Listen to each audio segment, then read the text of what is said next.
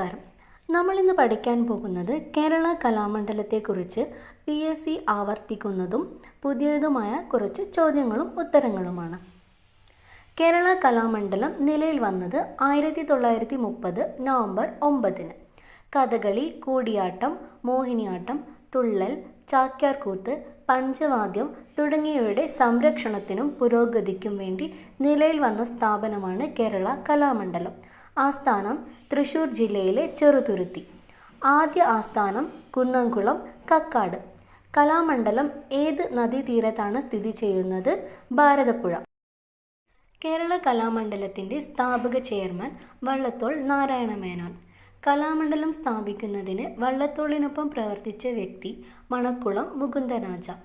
കേരള കലാമണ്ഡലത്തിൻ്റെ ആദ്യ vice chancellor doctor KG പൗലോസ്.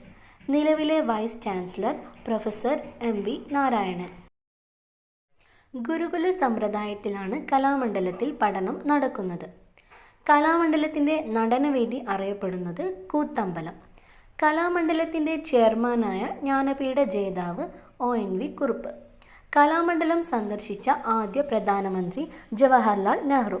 കേരള കലാമണ്ഡലത്തിൻ്റെ രജത ജൂബിലി ആഘോഷങ്ങളുടെ ഭാഗമായി 1955-ലാണ് നെഹ്റു കലാമണ്ഡലം സന്ദർശിച്ചത്.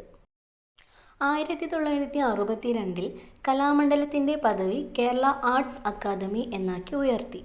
കലാമണ്ഡലത്തെ കേരള സർക്കാർ ഏറ്റെടുത്ത വർഷം 1957. കൽപ്പിത സർവകലാശാല പദവി ലഭിച്ച വർഷം 2007.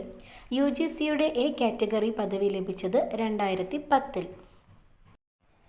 വിവിധ കലാരൂപങ്ങളെക്കുറിച്ച് പൊതുജനങ്ങൾക്ക് മനസ്സിലാക്കി കൊടുക്കാൻ കേരള കലാമണ്ഡലം ആരംഭിച്ച പരിപാടി ഗുരുവിനോടൊപ്പം ഒരു ദിവസം. കേരള കലാമണ്ഡലത്തിലെ ആദ്യ നൃത്ത അധ്യാപകൻ RLV രാമകൃഷ്ണൻ.